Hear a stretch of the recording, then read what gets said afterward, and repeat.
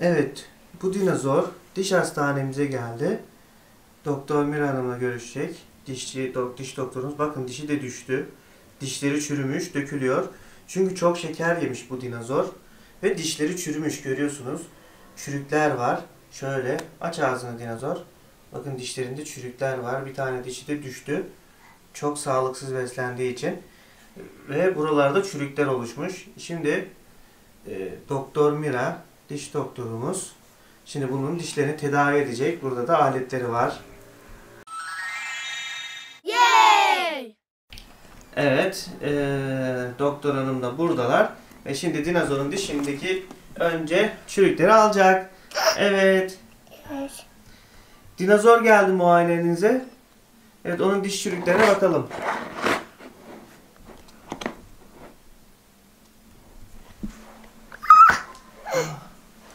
Evet, dişlerinde çürükler var.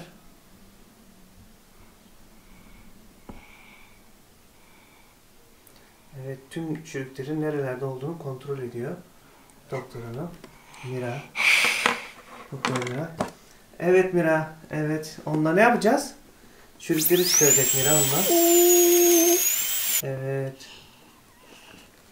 Asistan da yardımcı oluyor. Evet, tüm çürükleri çıkarıyor.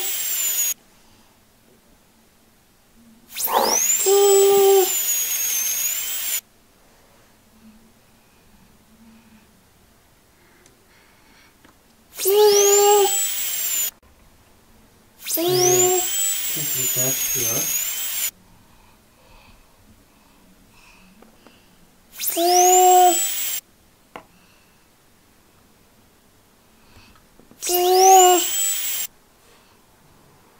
Tedavimiz devam ediyor. Dişlerinde her yerde çürükler dolmuş. Çok şekerli yiyecekler yemiş. Çok abur cubur yemiş ve dişleri çürümüş. Evet. Şimdi doktor hanım, diş telini de çıkarmamız gerekiyor. Diş teli tedavisi sona ermiş. Şimdi diş telini de çıkaralım. Diş mi? Evet, diş tellerini çıkaralım onları. Evet.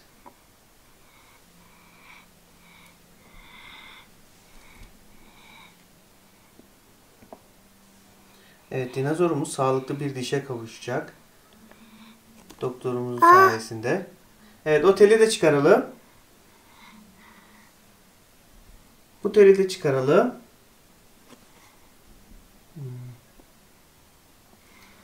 Evet, tüm çürükleri yok ettiniz. İşte şimdi bakalım çürüklere. Dişler. Şimdi bir fırçalamaya ihtiyacımız var. Evet. Şimdi neyle fırçalayacağız? Bu. Evet, diş fırçasıyla. Ona biraz da diş macunu sürelim. Evet. Diş macunumuzu da yerleştirdik. Evet, dinozorun dişlerini fırçalayacağız şimdi. Dinozor sağlıklı bir dişe sahip olacak.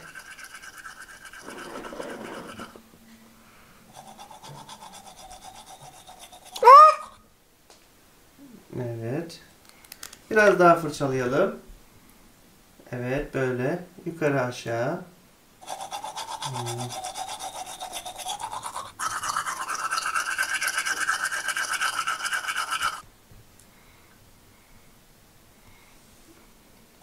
Evet. Bu dinozor günde 2 defa dişini fırçalaması gerekiyor. Sabah ve akşam. Evet, şimdi çok sağlıklı dişlere kavuştu. Şimdi bakalım dinozorumuzun dişleri çok sağlam duruyor mu? Evet, bir saniye doktor. Bir bakalım.